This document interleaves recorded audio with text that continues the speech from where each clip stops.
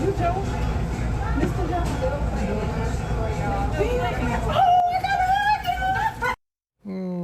All this happening as Harris has lost momentum with key voting blocs, including black voters. It's down to 78%, prompting concern within the Democrat Party. It's far below Joe Biden and how he fared in 2020. And Obama, well, his Pittsburgh rally was overshadowed by these remarks. You're coming up with all kinds of reasons and excuses.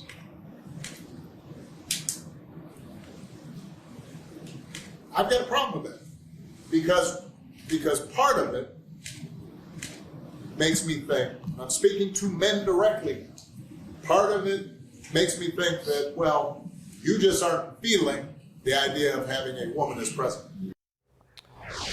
Wow. All right, for more on this, let's bring in Trump's 2024 senior advisor, Tim Murtaugh. Tim, good to see you. Thanks for being with us.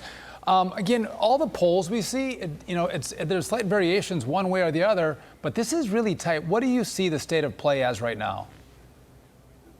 It is tight. It is going to be a very close election. We've always believed it was going to be a very close election, but we believe, and we released some of our internal numbers at the end of last week, we believe in our numbers. We trust our own numbers because we spend a lot of money on polls and we don't spend that money to get lied to. We want to know what the real situation is. We believe that President Trump has a lead in all 7 of the battleground states, and that's North Carolina and Georgia and Arizona and Nevada and Wisconsin and Michigan and Pennsylvania. We believe that he is winning those states, and if the election were held today, he would indeed be elected the 47th president of the United States. And those clips you just played, I mean, Kamala Harris, she is really struggling. Her campaign is bleeding support from core Democratic constituencies, people who she should have locked up as soon as she became the nominee when she was rammed in there about 2.5 months ago. She should have black voters. She should have Hispanic voters. She should not be having the problems with black male voters that she's having. And she brings out Barack Obama and Bill Clinton to help try to solidify those areas, and they only serve to undermine her and undercut her. And I can only imagine she was thinking, you know what in the world is going to go right here, because she has had a really hard, let's say 2 or 3 weeks. The momentum is all with Donald Trump. I don't think there's any mistaking that. And I'll add another group to that, Tim. She should also have the support of unions, for example. At the end of the day, when you take all these groups who are not supporting her and put them together, you ask yourself, why is this happening? It's happening because there's a lack of policy. It's happening because they've lived under Biden-Harris for the last 3.5, 4 years, and things didn't go well for them. And they can remember back to when they were living under Donald Trump. This is the first time we've had that apples to apples comparison. And so for Barack Obama to say black men aren't voting for her because she's a woman, frankly, is insulting. Yeah, voters don't like it when the people are pointing fingers at them and say, you're the problem. It's not the candidate it's the problem. It's you're the problem. That's, we're led to believe that Barack Obama is some kind of gifted politician, but here he is going out there, and that's not a message that's going to sell very well, I don't think. And you're exactly right. This campaign has always set up perfectly for Donald Trump, because everyone who votes in this election coming up in 3 weeks and 1 day has lived through both administrations, both the Trump administration when their life was good and everything was prosperous and the world was at peace and we had a secure border, and they've lived through the Harris and Biden years where the economy is a mess, the border is in shambles, it might as well not even exist, and the world is generally on fire, and America is involved in all these wars that don't look like they ever have any end to them. Apples to apples, people prefer the Trump years. Polls are showing that. People prefer the way their pocketbooks were. They prefer the way the streets were safer. They preferred that America wasn't involved in all these military conflagrations around the world. It's an easy choice, and we think that Donald Trump wins 3 weeks and 1 day from today. Well, it does appear that Kamala Harris is grasping at straws, because when your campaign's not going well, you got to try to make issues for your opponent. So Kamala Harris just claimed that Donald Trump's staff, they're trying to hide him. Watch this.